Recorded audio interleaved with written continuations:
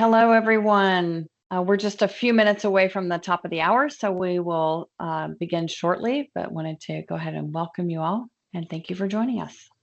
All right, before we begin, I just want to take care of a couple of housekeeping items and welcome everyone. Hello. Thanks for joining us for today's webinar on navigating new 1099 functionality in Business Central. I'm Suzanne, and I'll be moderating today's session. Quickly, we'll take care of some logistics. This webinar is being recorded for those who can't attend live. And for those of you that are here, you will see the recording in your Teams chat on this particular event. Plus, we'll be posting it to YouTube and sending a follow-up email with a link to that. All attendees are muted, but you can gather your questions, put them in the Q&A pane throughout the presentation. We will address them. We have time at the end to address those questions. And if you prefer to answer your question or ask your question verbally, I can unmute your line at that time. Thank you, Suzanne. Hello, everyone, and thank you for joining today. As Suzanne said, my name is Anna Marie, and this session we're going to go take a closer look at how to effectively manage 1099 reporting within Business Central. As many of you know, 1099s are critical when paying vendors and for compliance with the IRS regulations. Ensuring that your setup and reporting is accurate in Business Central is key. It's key not only at year end, but to do throughout the year so that you can stay on top of it.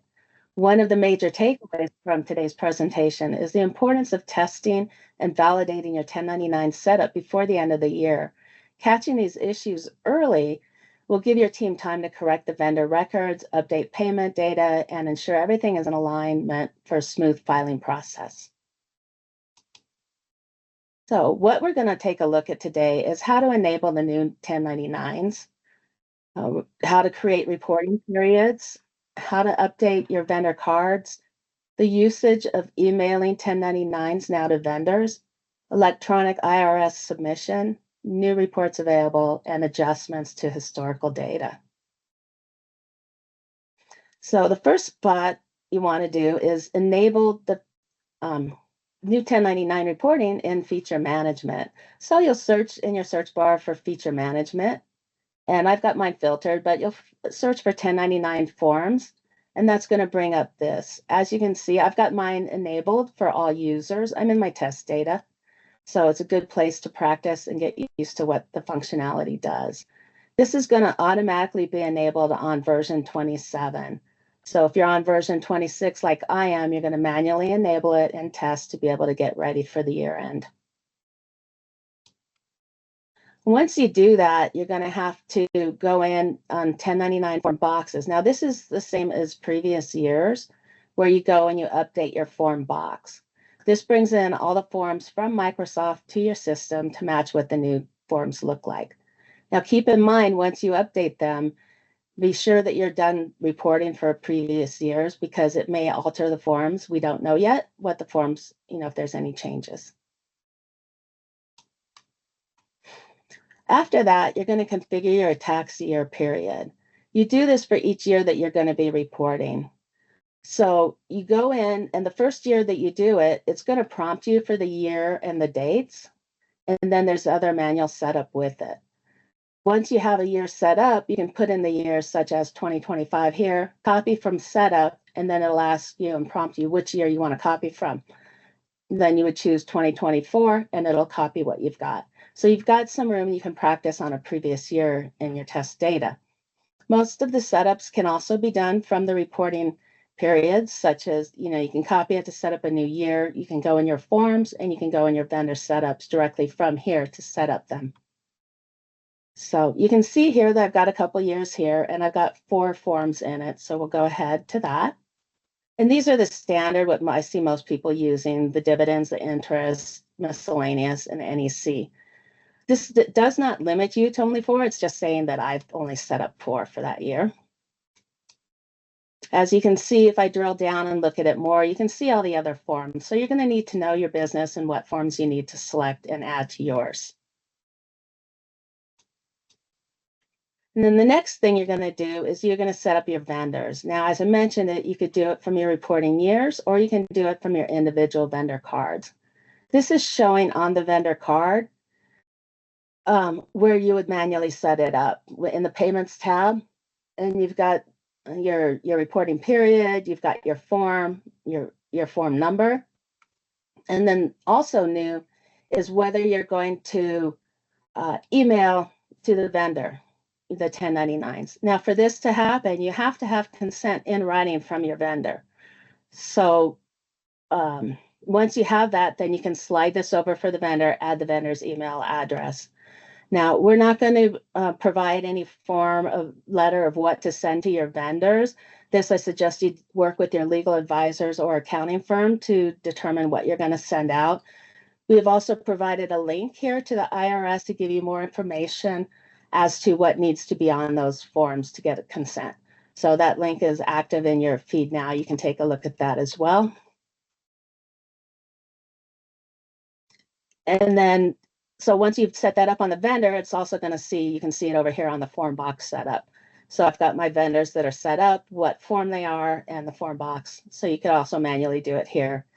You also have an option to suggest that'll read your vendor file and pull in the ones it recommends or suggests, or you can manually do it. Another feature is the actions propagate. This will go ahead and pull in the information. If you've made changes to the documents or purchase documents or what you need to report, made manual entries, you can do that and it's going to pull in as well the forms and the information that you have. So again, you can see I have many more here that it's suggesting that I report and that information. So that's a good feature. If you don't have a vendor marked until later, you can go back and it'll bring in the information. Now, these new fields also show up on your purchase documents. So this is just a purchase invoice. You can see the fields here in the shipping and payment information, and you can see that it's blank. So one thing you really want to be careful and aware of when you're looking at your purchase documents is the posting date. I changed the posting date on this purchase document, and now I can see the field and the information. So for this vendor on the vendor card, I had it set for 2024, but on the document here, I had it set to 2023. So I didn't see any information. So once I updated the posting date, I can see the information. So this is all driven by the posting date, something to keep in mind when you're reviewing documents and history.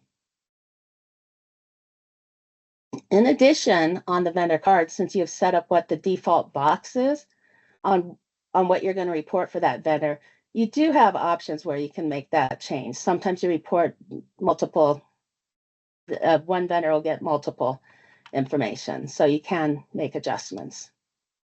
So speaking of adjustments, in the vendor ledger entries, you can modify right there on the entry. If I have something that needs to be a different form box, I can go in and change the form box. I can change the form number, and I can modify the amount if not all of it is reportable there.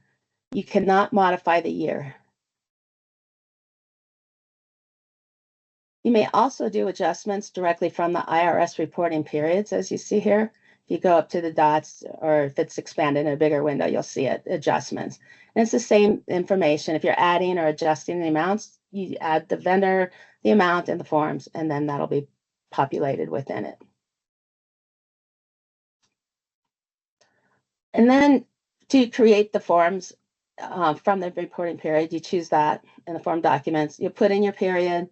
You can do it for one vendor or more. You can leave it blank and then it'll create it all. And then by form number, we're going to do all the miscellaneous and then okay. And then now you can see all my miscellaneous there have been created. And so now we have our form documents. So you list all your vendors and all your information.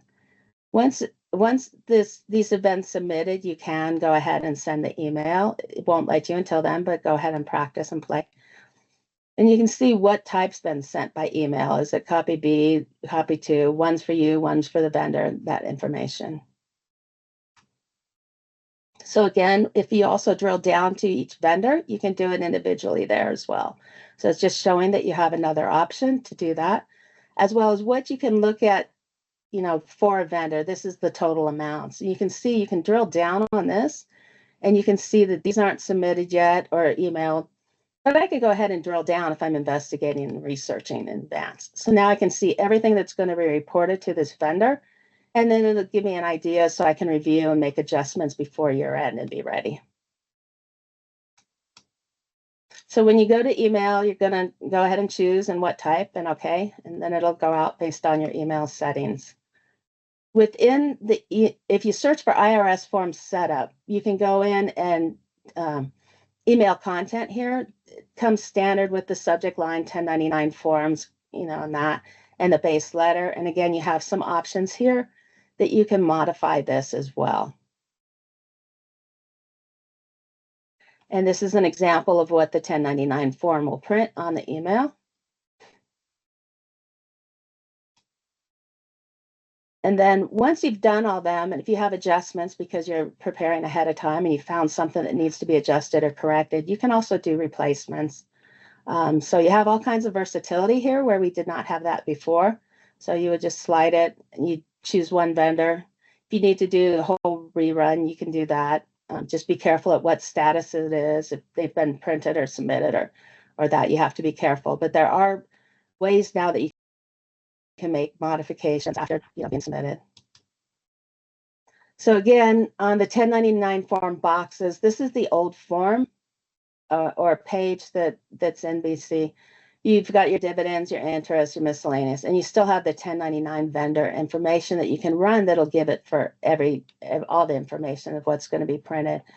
Now, this is still in process or modifications. Keep an eye out. Microsoft is still making changes to the 1099s, and so this may change and be available on the other, the reporting periods, but keep an eye out. But right now, you can still use that.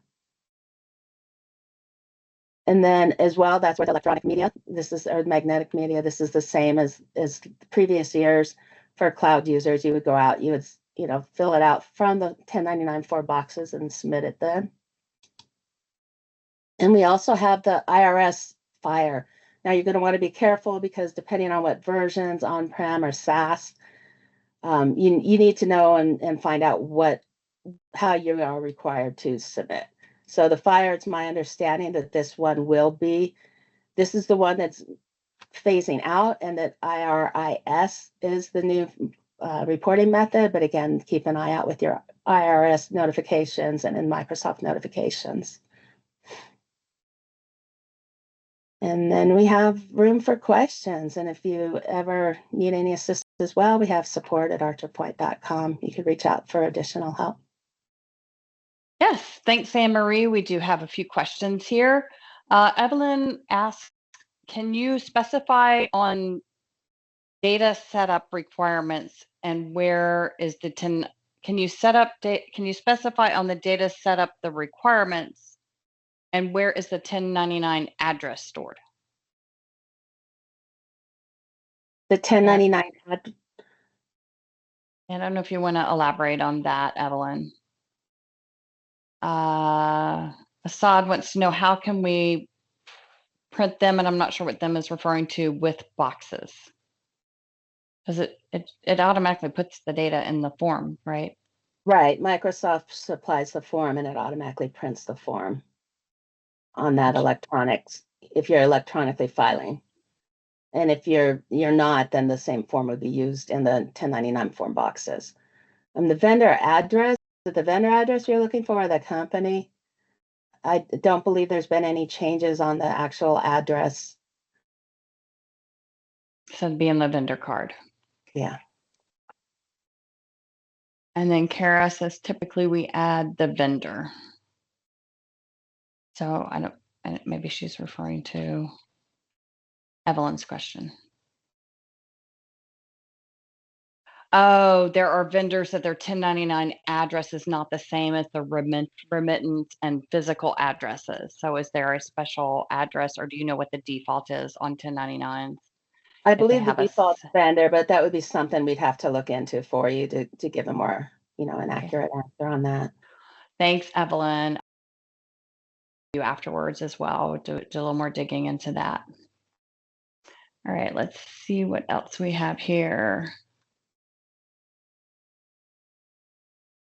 Yes, we will definitely. And yeah, Kara said typically they have the vendor's remit address rather than the 1099. So is there another field to add the 1099 address? All right, Kara and Evelyn, we will definitely follow up with you afterwards on that. And then I think I had one more question come in. Somebody that was asking if it matters if they're on premises, can they still get access to these new features? Because I know for SaaS, for SaaS users, it will be rolled out in the fall release. So Wave 2, 2025 Wave 2. And do you know about on-prem, Anne-Marie? I don't. It might would depend on what version you're on. I think it does. And that's, yeah, on the different versions, there's many. So I don't have a solid answer on that. We would have to look into that. I guess one of the important things is to remember is that Microsoft's still making some changes potentially, but that this will be done. But now is the time to start preparing, put these in your test and put these new features into your test environment, start playing around with the new functionality so that you don't get caught in the year-end rush when everybody's trying to get this done. So we hope this information has been helpful. Again, we'll follow up, and you can always email info@archerpoint.com or to get help, support@archerpoint.com. But yeah, please prepare early, and we're here to help if you need it. If there's no further questions, we'll go ahead and wrap it up. I want to say thank you all. Oh, wait, one more question. Yes, we can share the deck as well. So we'll make sure to include that in the follow-up email. Anything else? Let me just double check, make sure there's no more questions. All right. With that, I just want to say thank you all for attending today. We hope this was valuable for you. And thank you, Anne-Marie, for this overview of BC's new 1099 functionality. I'm going to thank you all again and wish you a great rest of your day. Thank you, everyone.